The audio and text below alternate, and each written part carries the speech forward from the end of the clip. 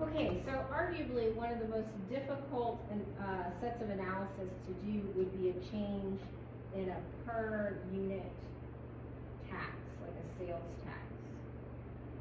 We know from chapter 2 that per unit sales tax reduces the amount traded in the marketplace.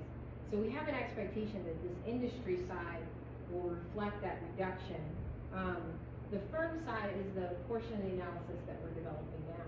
And one of the most difficult things to do is make sure that you do an analysis that properly reflects a per unit sales tax, meaning at every single unit produced, if the per unit sales tax is a $2 per unit tax, then at Q naught it costs me exactly $2 more to produce, and so I need to show that increase. And so I recommend getting something we've been lovingly calling a choo-choo train in class, just as a piece of paper that you can, that's malleable, that you can move, and you're going to take it and you're going to put it above Q naught and you're going to put a dot, and that dot is going to represent the distance of the $2 tax. So at Q naught it used to cost me this much, now it costs me this much to produce. And so you're just going to put a parallel shifting new marginal cost line going through that dot that's trying to reflect the fact that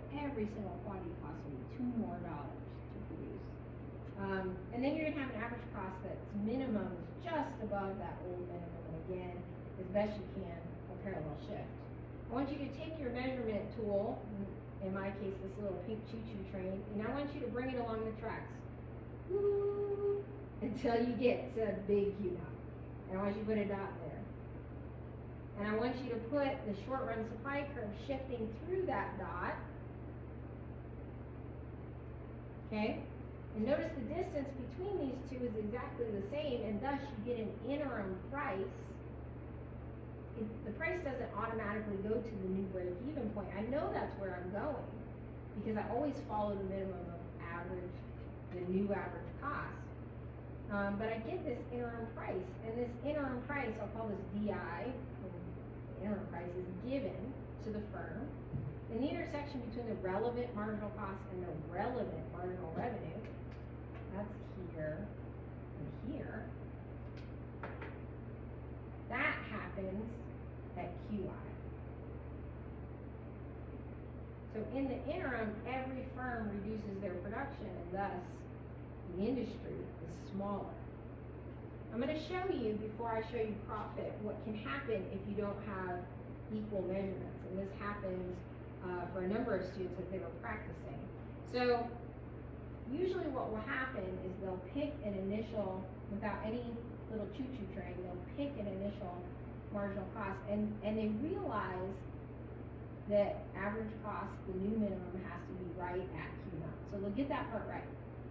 But without a measurement tool, they'll do this ginormous supply curve shift with the tax.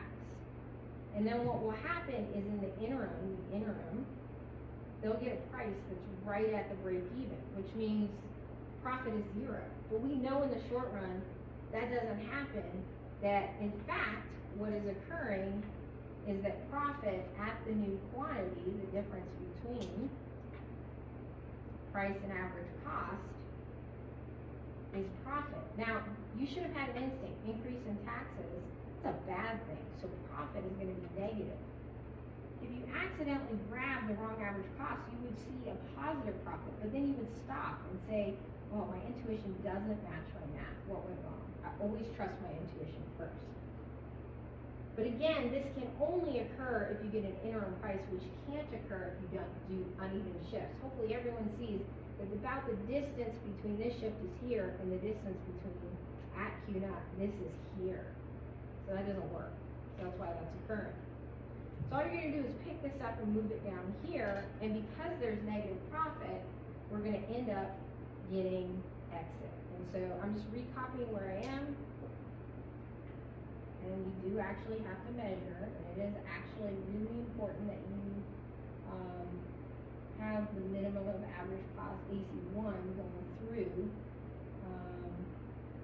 Your new marginal cost goes through that, and then the new minimum is just above Q naught. move my choo-choo train, choo-choo, along the tracks. We're doing that to invoke some humor into something that actually is really important to the effectiveness of your analysis. And so far, I'm at PI.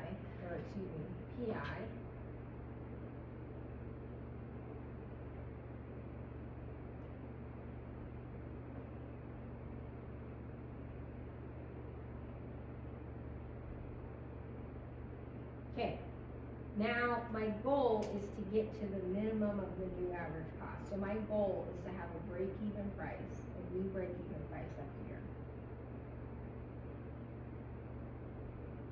Okay, and that's because firms will exit. So I'm going to do it in 2 shifts.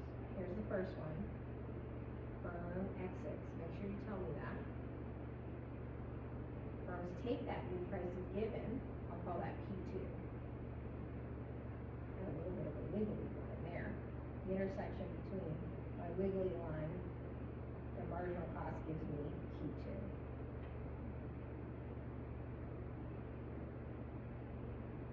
Industry starts to reduce because firms are exiting. Firms need to continue to exit until I get firm N exits, enough firms exiting that I go back to a break-even price. Firms take that break-even price as given. I'm going to go back to my ruler so I don't get those wiggly lines. So if this was D2, maybe this is D3.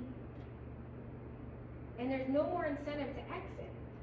I've arrived at that new break-even price. Firms take the intersection between the new break-even price and MC1, and they produce exactly what they were producing before.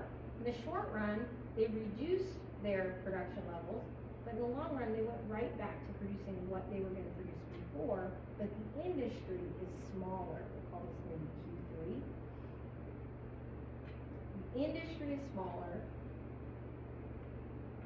The industry is at a higher price, and there's a new long-run supply curve because we've arrived at a new break-even price. So that's a bit of a complex analysis, but it has a really interesting outcome in that firms that survive produce the exact same amount as before, but the whole industry has shrunk due to government taxation.